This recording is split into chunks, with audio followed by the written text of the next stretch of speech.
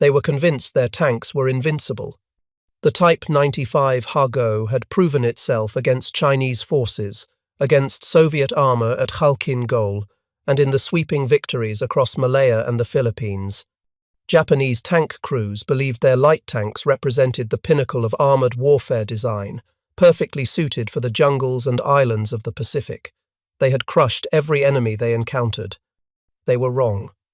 The story of how they discovered this begins not with defeat, but with confidence born from years of success. The Hargo was no accident of design. It was the product of careful military planning that began in 1933, when the Japanese Imperial Army recognized a critical gap in its armored forces. The Type 89 medium tank, Japan's workhorse, could only manage 15 miles per hour. This was adequate for supporting infantry at walking pace, but utterly inadequate for the mechanized warfare the army envisioned. Japanese military planners had watched with interest as other nations developed faster, more mobile armored forces. They wanted a tank that could keep up with motorized infantry moving at 40 miles per hour by truck, that could navigate the terrain of Manchuria and China, and that could be produced in quantities their industrial base could sustain. The Army Technical Bureau issued specifications in July 1933. The new tank would weigh approximately 7 tons, mount a 37mm gun, achieve speeds of 40 kilometers per hour, and have armor sufficient to resist rifle and machine gun fire. Most importantly, it would be simple to manufacture and maintain. Mitsubishi Heavy Industries received the contract. Engineer Tomio Hara, who had already made a name for himself designing the Type 89, took on the challenge.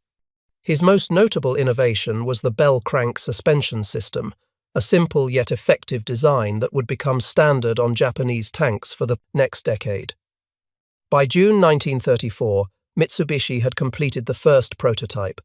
The prototype impressed military observers during field trials conducted in Manchuria and at proving grounds in Japan. It was fast, reaching 45 kilometers per hour on paved roads and maintaining 25 to 30 kilometers per hour cross-country. It was maneuverable, with a turning radius that seemed impossible for a tracked vehicle of its size. The Hara suspension, with its distinctive bell crank design, absorbed shocks well and allowed the tank to traverse rough terrain that would have stopped other vehicles. And it was mechanically reliable, using a Mitsubishi 6-cylinder air-cooled diesel engine that produced 120 horsepower at 1,800 revolutions per minute. The diesel engine was a particular point of pride for Japanese engineers, making the tank less vulnerable to fires than gasoline-powered vehicles. Diesel fuel was also more readily available in Japan's empire, particularly in areas like Manchuria and Southeast Asia where gasoline supplies were limited. The engine could run for 8 to 10 hours on its internal fuel capacity of 34 gallons, giving the tank an operational range of approximately 130 miles on roads. Trials revealed some problems. The suspension had a tendency to pitch violently on rough ground, making aiming while moving nearly impossible and causing crew fatigue. Engineers addressed this by adding braces to connect the bogie pairs, creating what became known as the Manchurian suspension. The modification helped, but did not completely eliminate the rough ride that would characterize the Hargo throughout its service life. In 1935, at a meeting in the Army Technical Bureau, the Type 95 was formally presented as the potential main tank for mechanized infantry units. The infantry representatives had concerns. They argued that 12 millimeters of armor was insufficient for a tank that would be supporting infantry assaults against fortified positions. The cavalry representatives countered that the improved speed and mobility compensated for thin armor, and that the tank's firepower was adequate for its intended role. After considerable debate, the infantry agreed to accept the design. The Type 95 Hargo was officially adopted. The designation came from the Japanese imperial calendar, marking the 2,595th year since the legendary founding of Japan. Only the last 2 digits were used in the type number. Production began at Mitsubishi facilities in 1936. The Hargo was indeed a small tank. It measured just 4.38 meters long, 2.06 meters wide, and 2.13 meters tall. In American measurements, That was 14 feet 4 inches long, 6 feet 9 inches wide, and just under 7 feet tall. A man of average height could look over the turret. The weight came in at 7.4 tons for the basic tank, reaching 8.1 tons when loaded with crew, fuel, and ammunition. The armor was thin by any standard, 12 millimeters at its thickest points on the turret and upper hull, 9 millimeters on the roof and floor, 6 millimeters in some less critical areas. Japanese designers had calculated this was sufficient to stop rifle and machine gun bullets at combat ranges. They were designing for the enemies they expected to fight, Chinese forces with limited anti-tank capability and light Soviet tanks. Inside, the tank was cramped. The crew consisted of 3 men. The driver sat in the front left of the hull, with limited vision through a small viewport and periscope. A hull machine gunner sat to the driver's right, operating a Type 97 7.7mm machine gun mounted in a ball mount. The commander occupied the turret alone, standing on the hull floor with no turret basket beneath his feet. This commander had perhaps the most difficult job in the Imperial Japanese Army. He had to command the tank, directing the driver and communicating with other tanks when radio was available. Only 1 tank in 4 had a radio set, leaving the others to follow visual signals. He had to operate the main gun, a Type 94 37mm cannon capable of firing both high explosive and armor-piercing rounds. He had to load that gun, a physical task made difficult by the cramped space and the need to stand while doing so. And he had to operate a second machine gun mounted in the rear of the turret, facing to the right rear at roughly the 5 o'clock position. American tankers who later examined captured Hagos marveled that anyone could function effectively under such conditions. The Japanese commander had no seat in the turret. He stood throughout combat, his head and shoulders exposed if he opened the hatch for better vision, or confined to a small space with minimal visibility if he closed it. The turret rotated by hand crank, requiring significant physical effort. There was barely room to move, let alone fight efficiently. But in its intended role, against the opponents it was designed to fight, the Hago performed well. Very well indeed. The tank first saw significant action in China starting in 1937. Against Chinese forces that had virtually no armor and limited anti-tank weapons, the Hago was devastating. Its 37mm gun could destroy fortifications and suppress infantry. Its machine guns cut down troops in the open. Its mobility allowed it to exploit breakthroughs and pursue retreating forces. Japanese tank crews gained combat experience and confidence. They learned their trade in an environment where their tanks were clearly superior to anything they faced. This success bred a dangerous assumption that the Hago was a genuinely capable tank rather than a vehicle optimized for a specific, limited scenario. The assumption was tested at Khalkhin Gol in 1939, where Japanese forces clashed with the Soviet Union along the Mongolian border. Here, the Hago faced real opposition. Soviet BT-5 and BT-7 tanks mounted 45mm guns with better armor penetration than the Japanese 37mm. Soviet armor was thicker, making frontal engagements difficult for the Hago. The battles were brutal. On July 2, 1939, the Japanese 3rd Tank Regiment, equipped primarily with Type 95 tanks, attacked Soviet positions. The initial assault achieved some success through aggressive tactics and surprise. Japanese tanks destroyed 32 Soviet tanks and captured 35 armored vehicles. But Soviet counterattacks in the following days revealed the Hago's vulnerabilities. Soviet guns could penetrate the Hago's armor at ranges where the Japanese guns struggled to damage Soviet tanks. By the end of the Khalkhin Gol campaign, Japan had lost dozens of tanks. The lessons were clear to anyone paying attention. The Hago was outmatched by modern Soviet armor. Its thin protection and relatively weak gun were not adequate for tank versus tank combat against peer adversaries. But these lessons were not fully absorbed. Japanese military leadership focused instead on tactical improvements and crew training, rather than fundamental redesign of their armored forces. The war in China continued, and there the Hago remained effective. When war broke out across the Pacific in December 1941, Japanese tank units achieved remarkable successes.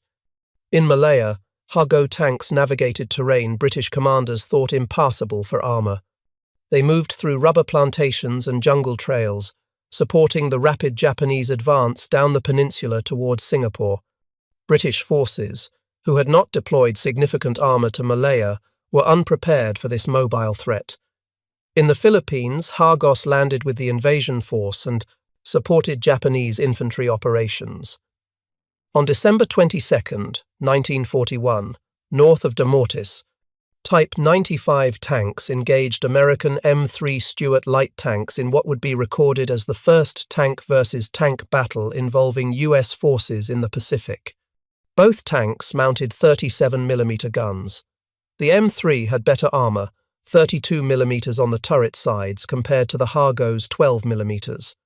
But at close range in jungle fighting, the Japanese achieved some success, destroying one M3 in the initial engagement. These early victories reinforced Japanese confidence. From their perspective, the Hago was performing exactly as designed. It was mobile, reliable, and effective in supporting infantry operations across diverse terrain. Tank crews trusted their machines. Commanders relied on their armour, and when orders came to defend Saipan, the Japanese brought their tanks without questioning their adequacy. Saipan was different from the battles that had come before. The island in the Mariana Chain was strategically vital, positioned just 1,250 miles from Tokyo. If the Americans captured Saipan, their B-29 bombers would be within range of the Japanese home islands. The Empire's leaders knew this. They fortified Saipan with approximately 30,000 troops, nearly double what American intelligence estimated. Among the defenders was the 9th Tank Regiment, commanded by Colonel Takashi Goto.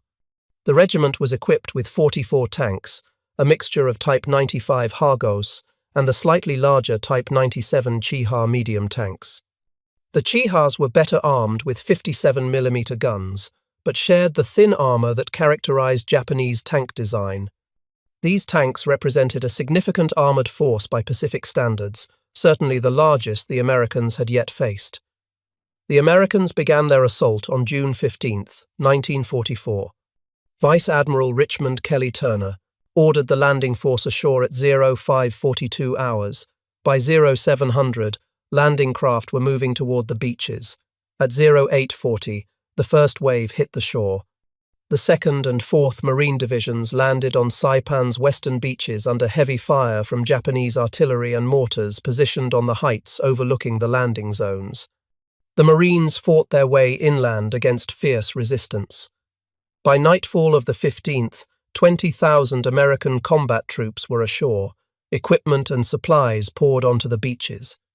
Among the equipment were M4 Sherman medium tanks, landing from LST vessels and moving forward to support the infantry. The Marines established a beachhead, but it was not yet secure. Japanese artillery could still reach the beaches. Counterattacks continued through the night. On June 16th, the Marines consolidated their positions and began pushing inland. The 2nd Marine Division worked to close gaps in the line, while the 4th Marine Division cleared areas around key terrain. General Holland Smith, commanding the assault force, committed his reserves, bringing elements of the 27th Infantry Division ashore to reinforce the beachhead. Lieutenant General Yoshitsugu Saito, commanding Japanese forces on Saipan, recognized the critical situation. If the Americans consolidated their beachhead and brought their full combat power ashore, dislodging them would become impossible. He needed to strike before they were fully prepared. Saito issued orders for a major counterattack using the island's most powerful assets, the infantry of the 136th Regiment and the tanks of the 9th Tank Regiment. The attack order was specific. The infantry would assault the American positions around Karan-Kanoa airfield. The tank unit would advance southwest of Hill 164.6, moving after the infantry attack commenced. The tanks would charge the transmitting station and throw the enemy into disorder before the infantry penetrated the sector. It was an ambitious plan, requiring coordination between infantry and armour in a night attack across difficult terrain. Colonel Goto gathered his tank crews. They conducted final maintenance checks on their vehicles. Crews loaded ammunition, 37mm rounds for the Hargos, 57mm for the Chihas. They filled fuel tanks, checked track tension, tested the radios on the few tanks that had them. The crews were confident. Many had combat experience from China or earlier Pacific campaigns. They trusted their machines and their tactics. In the pre-dawn darkness of June 17th, the Japanese tank column moved out. Diesel engines coughed to life, their distinctive sound echoing across the pre-dawn landscape. Tracks clanked as the tanks formed up and began their approach toward the American lines. Inside each cramped vehicle, crews felt the familiar vibration and noise of their tanks in motion. Commanders stood in their turrets, trying to see through the darkness, coordinating movement through visual signals. The Americans heard them coming. Marine sentries on the perimeter reported engine sounds from the north. Officers shouted orders. Men grabbed weapons and moved to defensive positions.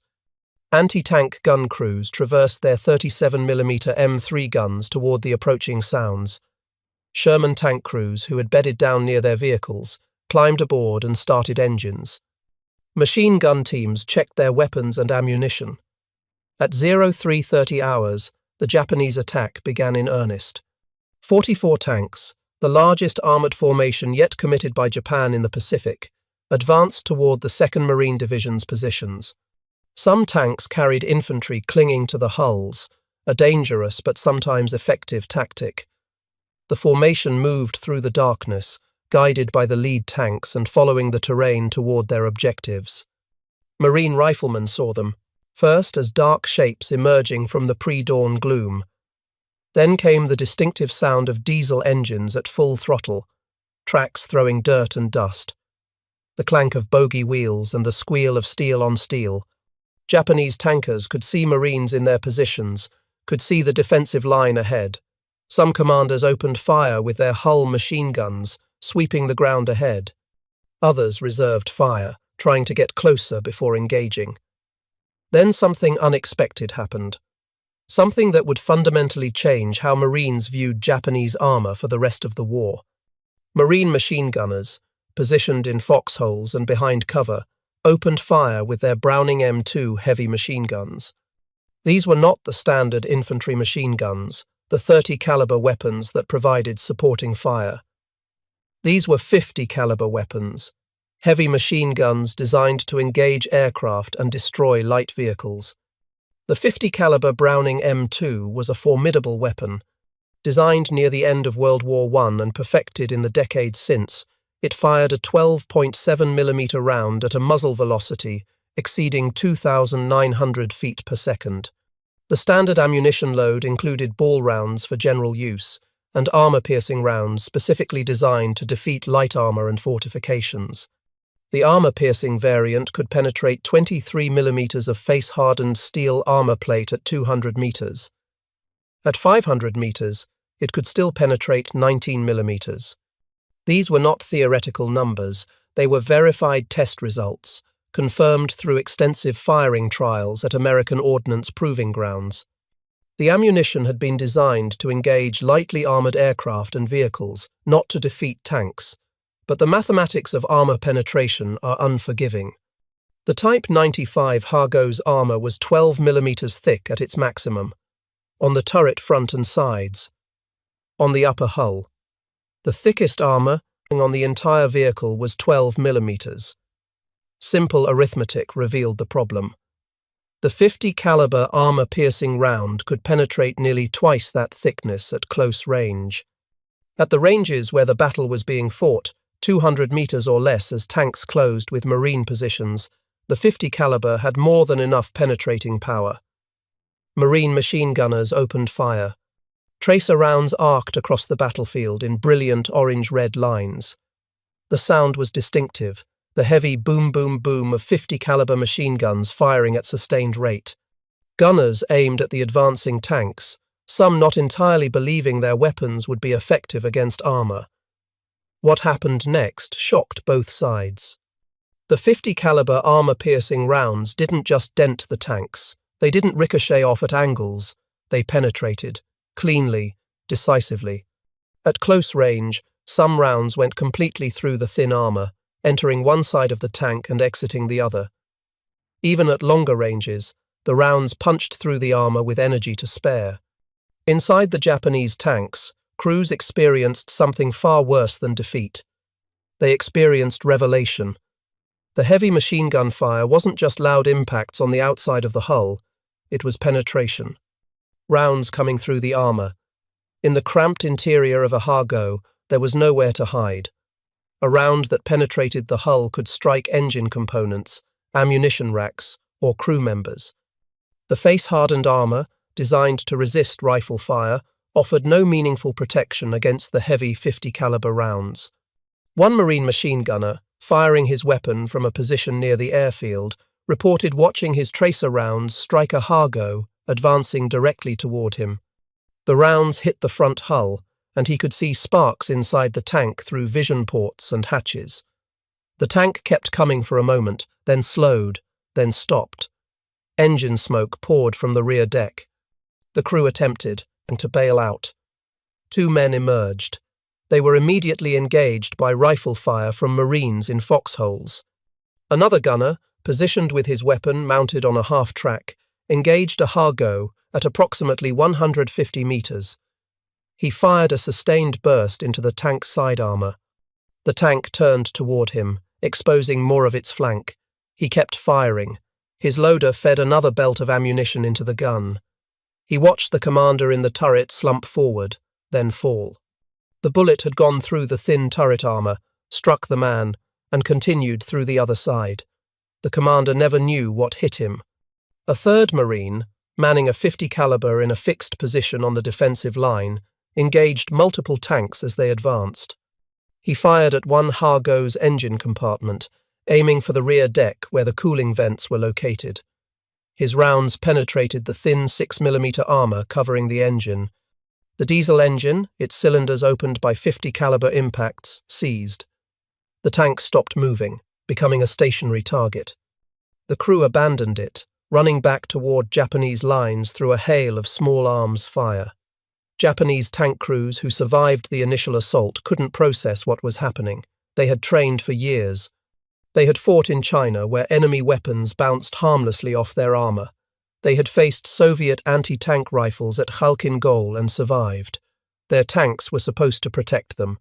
That was the fundamental premise of armored warfare. The tank's armor kept the crew alive while they engaged the enemy with superior firepower. But American machine guns were defeating their armor. Not anti-tank guns firing large-caliber projectiles, not artillery, not even the massive 75mm guns on the Sherman tanks they could see moving into position. Machine guns.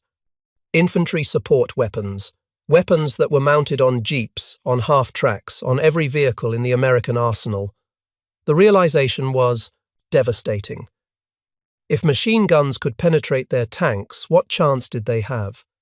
A Japanese tank officer, later captured after his tank was disabled, told American interrogators that his first thought was that the Americans must have developed some new secret weapon, some advanced ammunition or special gun that looked like a standard machine gun but fired exotic projectiles. He simply could not accept that a conventional heavy machine gun could defeat a tank. In his entire combat experience, from training in Manchuria to fighting in China, small arms fire had always been ineffective against armor. Bullets made noise on the outside. They didn't come through. But the Browning M2 was in an entirely different category from anything the Japanese had previously encountered. With its armor-piercing rounds, it had sufficient energy and penetrating power to defeat 12mm armor at any range where a machine gunner could accurately engage a target. And the Marines had these weapons everywhere. They were standard equipment throughout the American military. As the Japanese tank attack faltered under this unexpected fire, Sherman tanks moved forward to engage. The contrast was stark. Where the Hargo weighed 7.4 tons, the M4A2 Sherman, the variant used by Marines at Saipan, weighed 31.8 tons. Where the Hargo had 12mm of armor, the Sherman had 51mm on the frontal hull angled at 56 degrees to provide effective protection equivalent to approximately 75 millimeters against anti-tank fire. The Sherman mounted a 75 millimeter gun as its main armament. This gun could penetrate the Hago's armor from over a mile away. When Shermans opened fire on the Japanese tanks, the outcome was predetermined. 75 millimeter armor-piercing rounds struck Hagos and Kihas with devastating effect. Tanks were blown apart. Turrets were knocked off hulls. Ammunition detonated inside crew compartments.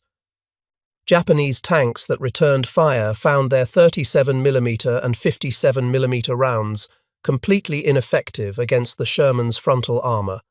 The shells bounced off or created small dents without penetrating.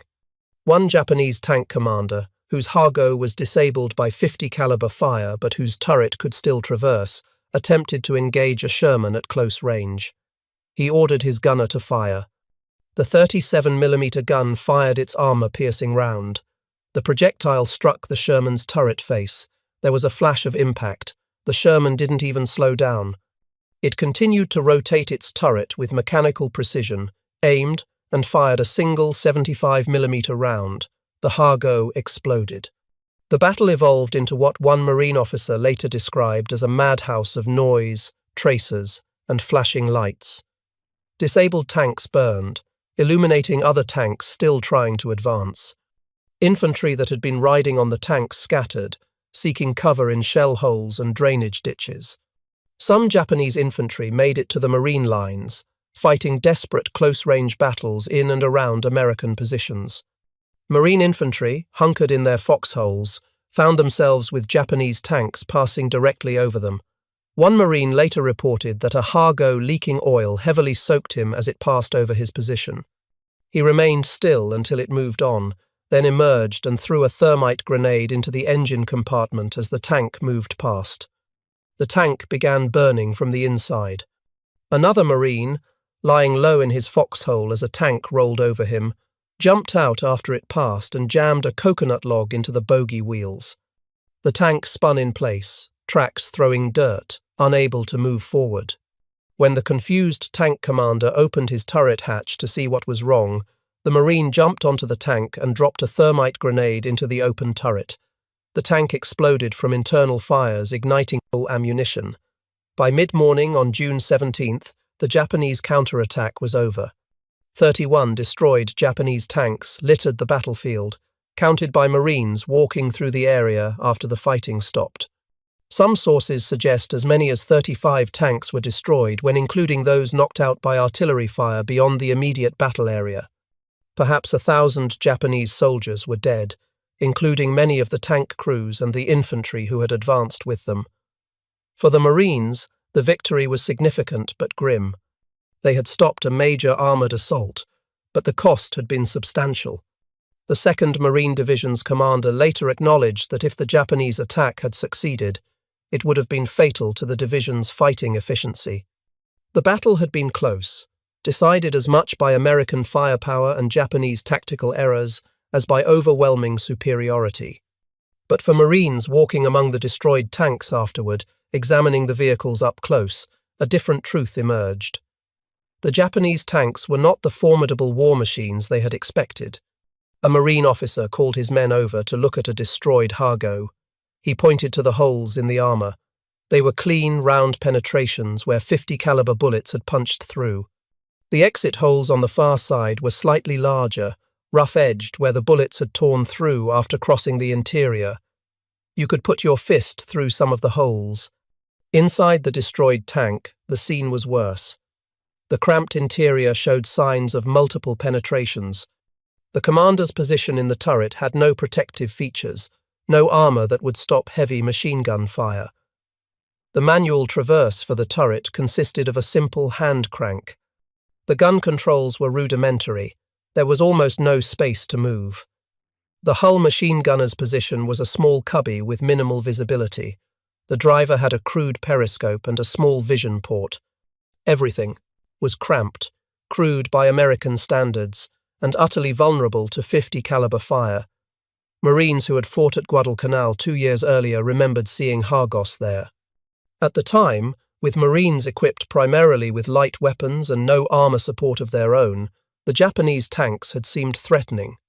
But now, with proper equipment, with heavy weapons and their own armor, the Hago looked exactly like what it was. A light tank from the mid-1930s, adequate for its original design parameters, utterly inadequate for modern industrial warfare against a peer adversary. The psychological impact on surviving Japanese tank crews was profound. Those who were captured, whose disabled tanks left them with no choice but surrender, had to grapple with uncomfortable truths. Their tanks were not just outmatched, they were obsolete. The equipment they had trusted with their lives offered no protection against weapons the Americans used as standard infantry support. Intelligence officers interrogating prisoners noted a consistent pattern in their responses. The Japanese tankers expressed shock at American firepower. They talked about the quantity and quality of American equipment. They mentioned the casual abundance of ammunition and supplies they had witnessed. Many expressed feelings of betrayal, that their own leaders had sent them into battle with inadequate equipment while telling them they had technological parity or superiority. One veteran tank commander, who had fought in China since 1937, told interrogators that he had believed Japan would win the war through superior fighting spirit and devotion to the emperor. After Saipan, after seeing his tank penetrated by machine gun fire, after watching American Shermans shrug off Japanese anti-tank fire, he knew that spirit could not overcome material disadvantages. Training and courage meant nothing when your equipment was fundamentally inadequate. These reports were compiled, analyzed, and sent back to commanders throughout the Pacific. The lessons learned at Saipan would inform Marine tactics for the rest of the war. Japanese tanks were not a serious threat. Standard infantry heavy weapons, particularly the 50 caliber machine gun, were effective against them. Combined with bazookas, 37mm anti-tank guns, and Sherman tanks, Marines had overwhelming firepower against Japanese armor. Word spread through the Marine ranks quickly. You didn't need specialized anti-tank weapons to engage a Japanese tank. Your 50 caliber machine gun would do the job. This knowledge changed how Marines approached subsequent island battles. The fear that came with facing armor, the concern about tanks breaking through infantry lines, evaporated. Japanese armor became just another target, and not a particularly dangerous one. The Battle of Saipan continued for weeks after the failed tank attack. Marines and army troops fought their way across the island against fierce Japanese resistance. The terrain was brutal, ranging from flat sugarcane fields to swamps, to volcanic cliffs to Mount Topotchau, which rose 1,554 feet above sea level. Fighting in caves, ravines, and gullies consumed men and ammunition. The island was declared secure on July 9, 1944. The victory at Saipan had strategic consequences that reached far beyond the island. With the Marianas in American hands, B-29 bombers could reach Tokyo. The psychological impact on Japanese leadership was severe. Emperor Hirohito recognized that American control of Saipan meant Tokyo would be bombed. Prime Minister Hideki Tojo resigned on July 18th. For the first time, Japanese media admitted the war was going poorly. The loss shook Japan's confidence in ultimate victory. For Japanese tank crews across the Pacific, Saipan was a turning point. Word of the battle spread through military channels. Tank units on other islands heard what had happened. They knew their equipment was inadequate. They knew American weapons could penetrate their armor. But there was nothing they could do about it. The tanks they had were the only tanks Japan could provide. Japan's industrial capacity simply could not produce modern tanks in meaningful numbers. The nation's factories were strained by years of war. Resources were limited, with American submarines cutting off access to raw materials from Southeast Asia. Strategic priorities focused on aircraft production for kamikaze attacks and on coastal defense artillery for the anticipated invasion of the home islands. Tanks were a low priority. Japanese engineers had designed better tanks. The Type 3 Chinu, mounting a 75mm gun. The Type 4 Chitu with even heavier armament. But these existed primarily as prototypes and small production runs. Only 166 Chinus were built during the entire war, 2 Cheetos. None saw combat. They were saved for the defense of Japan itself, never sent to the island battlefields where they might have made a difference. Meanwhile, American production capacity was almost incomprehensible by Japanese standards. The Detroit Tank Arsenal, built by Chrysler Corporation, was a purpose-built facility dedicated to tank production. In December 1942 alone, the Arsenal's 5,000 workers produced 907 Sherman tanks. That was more tanks in a single month than Japan produced in an entire year. The Arsenal was not alone in this remarkable production achievement. Fisher Tank Arsenal, built in Grand Blanc, Michigan, was another government-funded facility operated by General Motors' Fisher Body Division. Fisher produced over 11,000 Shermans in multiple variants, making it one of the highest volume producers. Like the Detroit Arsenal, Fisher could produce hundreds of tanks per month when operating at peak capacity. American Locomotive Company in Schenectady, New York, converted from locomotive production to build 2,300 Sherman tanks. Baldwin Locomotive Works in Philadelphia produced over 1,200 tanks while maintaining locomotive production for the war effort. Lima Locomotive Works in Ohio built the first production M4A1 Sherman, a tank named Michael that was shipped to England and still resides at the Bovington Tank Museum. Lima produced 1,655 tanks before returning to full-time locomotive production. Pacific Car and Foundry in Washington State, Pressed Steel Car Company in Pennsylvania, Pullman Standard Manufacturing in Illinois, and Federal Machine and Welder in Ohio all contributed to Sherman production. 10 major manufacturers, plus countless subcontractors producing components, tracks, engines, radios, optics, and weapons. The industrial mobilization was unprecedented in human history. The Detroit Arsenal itself was a marvel of modern production engineering.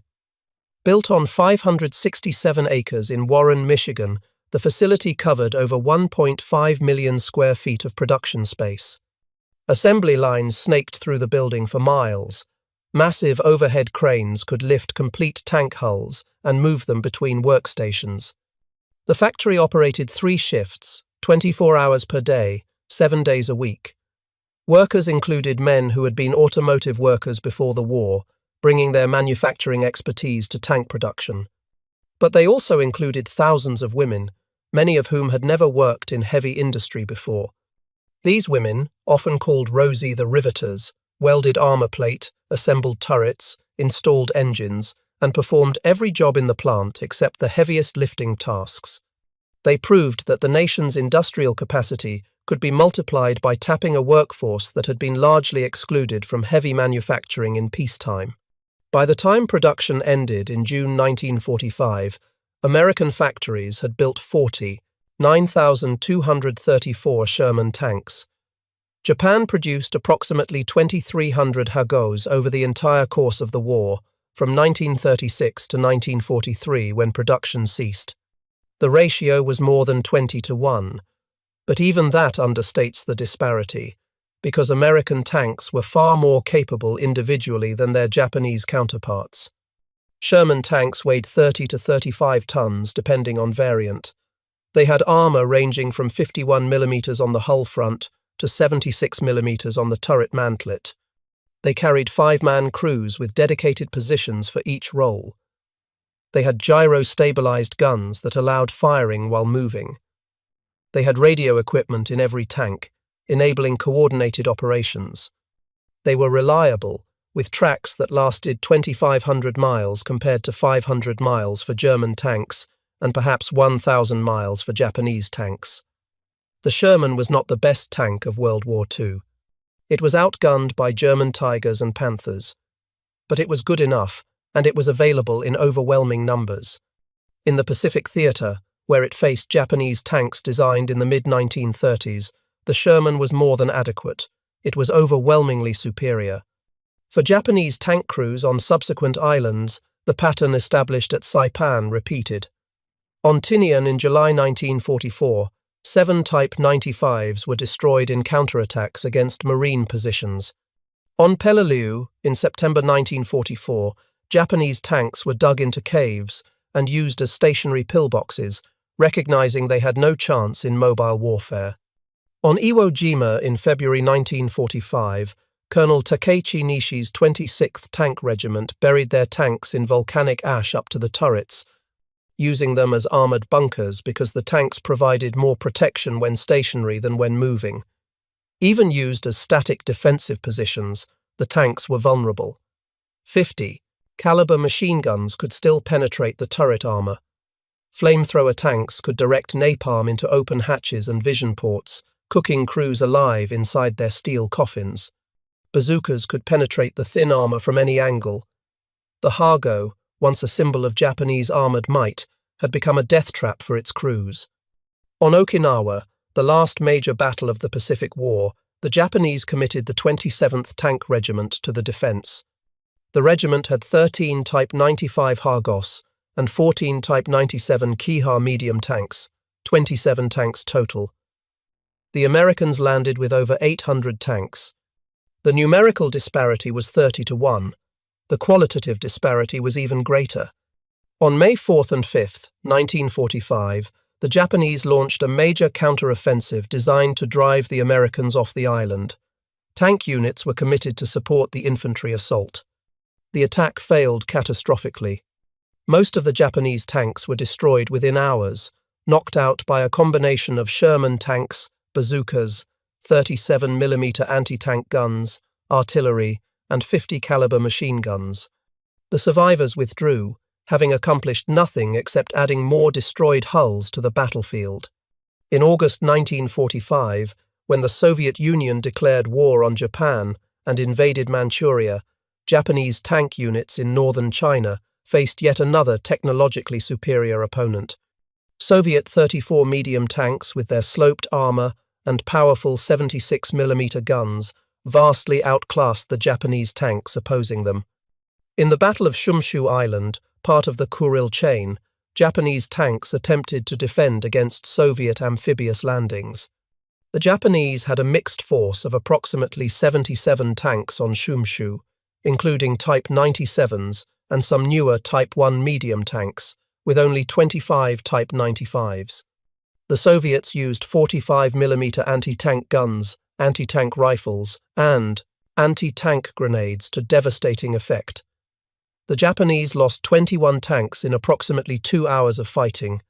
Soviet forces, experienced in armored warfare from years of fighting on the Eastern Front in Europe, made short work of the Japanese defenders.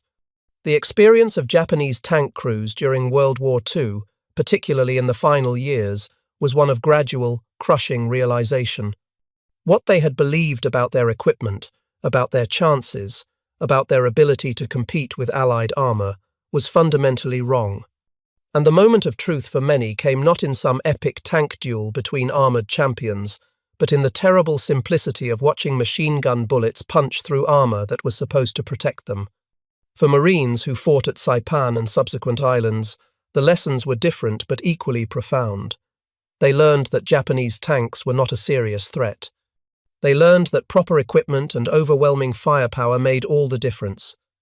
They learned that their 50 caliber machine guns, which they had trained with and maintained throughout their service, were actually effective anti-tank weapons in the Pacific theater when engaging thinly armored Japanese vehicles. There was no glory in these lopsided battles. Marines didn't feel heroic shooting at tanks with machine guns and watching them burn. They felt a mixture of relief, pity, and grim satisfaction.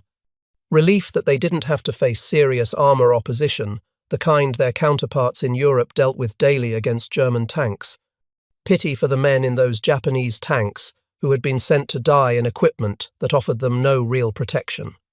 Satisfaction that their weapons worked, that American industry had given them the tools they needed to do their job. After the war ended, some surviving Hago tanks were shipped to the United States for detailed examination at the Aberdeen Proving Ground in Maryland. American engineers and armor specialists studied them carefully over a period of months. They measured armor thickness at multiple points on the hull and turret, documenting the variations. Front hull, 12 mm. Side hull, 12 mm. Rear hull, 10 to 12 mm. Turret front, 12 mm. Turret sides, 12 mm. Roof plates, 9 mm. Belly armor, 6 mm. They tested the quality of the steel using metallurgical analysis. The armor was face, hardened, a process that made the outer surface harder than the interior core. This technique was effective against small arms fire, causing bullets to shatter rather than penetrate. But it was ineffective against larger projectiles with sufficient energy to break through the hard outer layer and penetrate the softer interior. They evaluated the internal layout, taking detailed measurements and photographs. The fighting compartment provided barely 50 cubic feet of space for the commander. He had to stand, constantly, with no seat and no resting position. The turret ring diameter was just 1,200 millimeters, leaving minimal space for a man to work while also operating weapons, loading ammunition, and commanding the tank. The crew positions were cramped to the point of claustrophobia. The driver had a space approximately 2 feet wide and 3 feet deep. His controls were simple, consisting of steering levers, a throttle, and a gear shift. His vision came from a small armored periscope and a direct vision port that could be opened in non-combat situations. The hull machine gunner beside him had even less space, confined to a small cubby with his weapon and limited ammunition storage. American tankers who examined the Hargos could not imagine fighting in such conditions. Sherman crews, by comparison, had a fighting compartment that provided over 150 cubic feet of working space. Each crew member had a defined position with proper seating. The commander had a cupola with all-around vision blocks. The gunner had a telescopic sight and power traverse for the turret. The loader had space to move and access to properly organized ammunition racks. The driver and assistant driver, called the bow gunner in American nomenclature, had adequate space and vision equipment. Their reports confirmed what had been learned in combat and what mathematics had predicted. The Har-Go was a light tank suitable for operations against poorly equipped opponents. It could function effectively in colonial warfare, in police actions, in suppressing resistance where the enemy had no serious anti-tank capability. It was not suitable for modern industrial warfare against a peer adversary with proper weapons. Any firearm more powerful than a rifle could defeat its armor. The 50 caliber armor-piercing rounds didn't just penetrate, they overpowered the armor completely, punching through with energy to spare. The internal arrangement was cramped to the point of being actively dangerous even without enemy fire. The commander's workload, handling all turret functions alone, was unrealistic. The lack of radio equipment in 3 of every 4 tanks made coordinated operations nearly impossible. The hand-cranked turret traverse was exhausting and slow. The vision equipment was crude, leaving the crew largely blind to their surroundings. Every aspect of the design reflected the constraints Japan faced: limited industrial capacity, resource scarcity, and design philosophy rooted in experiences against inferior opponents. The comparison with American tanks revealed the full extent of the design philosophy differences. Where the Har-Go was cramped, the Sherman was relatively spacious, with enough room for crew members to move, switch positions if necessary, and work effectively even during extended combat operations. Where the Har-Go had thin armor vulnerable to machine gun fire at close range, the Sherman resisted dedicated anti-tank guns at combat ranges. Its 51 mm frontal armor, angled at 56 degrees, provided effective protection equivalent to approximately 75 mm against anti-tank projectiles. Where the Har-Go had a single-person turret crew performing multiple simultaneous tasks, the Sherman had 3 men in the turret. The commander could focus on commanding, using his cupola with 6 vision blocks to maintain situational awareness and direct the crew. The gunner focused exclusively on aiming and firing the main gun, using a telescopic sight with magnification and a power traverse system that could rotate the turret quickly and smoothly. The loader focused on maintaining a high rate of fire, pulling rounds from organized racks and loading them efficiently. The Sherman's 75 mm gun had a muzzle velocity of approximately 2,400 feet per second with standard ammunition, giving it effective armor penetration against most targets it would face in the Pacific. The gun was stabilized in the vertical axis, allowing reasonably accurate fire even while the tank was moving, a capability the Hargo completely lacked. The Sherman carried 97 rounds of 75mm ammunition in protected racks, compared to the Hargo's 130 rounds of 37mm ammunition stored loosely throughout the fighting compartment. Communication capabilities differed dramatically. Every Sherman had a radio, usually an SCR-528 or SCR-538 set, allowing tank-to-tank communication and coordination with infantry and artillery. The Hargo had radios in only one tank out of 4, leaving the other 3 to follow visual signals, a system that broke down quickly in combat when smoke, terrain, and enemy action made visual contact impossible. Vision equipment on the Sherman included periscopes with replaceable prisms, direct vision ports with armored covers, and a commander's cupola that provided all-around observation. The Hargo had crude periscopes and small vision ports that provided minimal situational awareness, forcing commanders to expose themselves by opening hatches to see what was happening around them. Every aspect of design, from ammunition storage to crew comfort to fire control equipment to communication systems, was better on the American tank, but the most telling difference was not in the individual tanks. It was in the numbers and in the industrial systems that produced them. The United States had built an economy that could wage industrial warfare on a global scale. Factories that had produced automobiles now produced tanks at rates that would have seemed impossible in peacetime. The Detroit arsenal alone, in its peak production month, produced more tanks than Japan produced in a typical year. Women who had never worked in heavy industry welded tank hulls and assembled turrets. Engineers constantly improved designs, incorporating lessons learned in combat. The supply chain delivered raw materials to factories and finished tanks to ports with clockwork efficiency. Merchant ships carried Shermans across both oceans to battlefields in Europe and Asia. Maintenance units in the field kept tanks operational, cannibalizing damaged vehicles for spare parts and returning repaired tanks to combat within days. Japan had never built this kind of industrial system.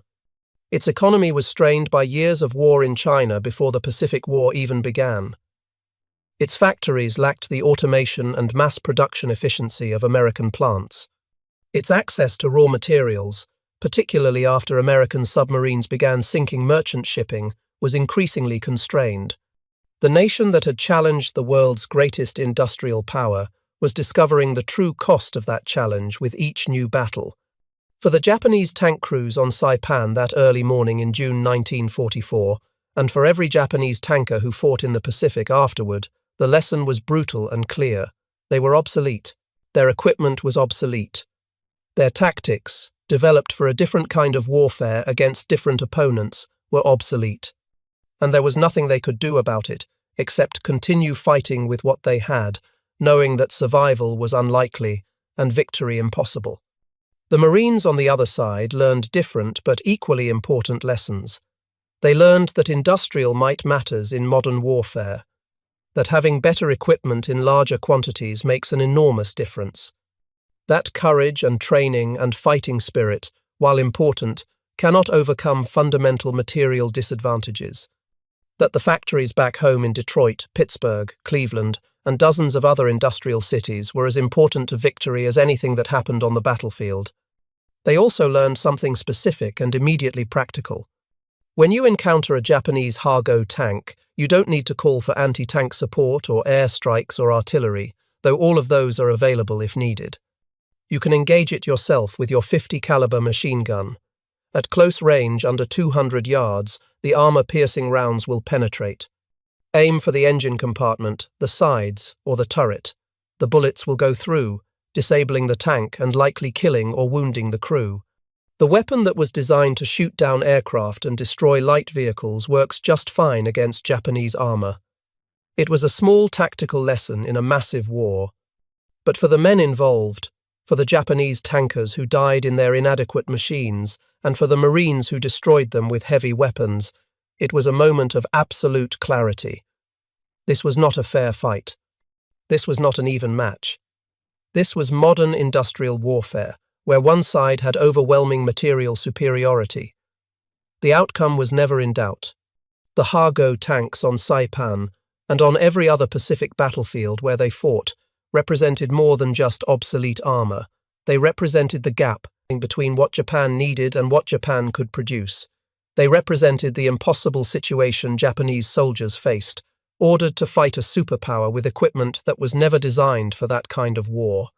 They represented the consequences of strategic decisions made years earlier to prioritize naval and air power over ground forces, to assume that fighting spirit could compensate for material inferiority, to believe that early victories indicated long-term viability.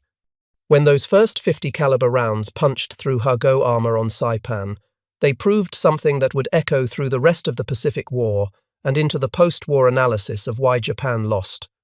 They proved that in industrial warfare between modern nations, production capacity matters, design philosophy matters, resource allocation matters. No amount of courage, training, or tactical skill can overcome a 10-to-1 numerical disadvantage, combined with generational gaps in equipment quality. The Japanese tank crews who climbed into their Hagos that morning in June 1944 believed they were going into battle with reliable, capable machines. By the time the sun set on June 17th, those who survived knew the truth. They had been sent to fight with armor so thin that machine gun bullets went straight through. They had been given equipment that was adequate for the war Japan planned to fight in the 1930s, but utterly inadequate for the war Japan found itself fighting in the 1940s. And there was nothing they could do about it except continue serving, continue fighting, and continue dying in machines that could not protect them.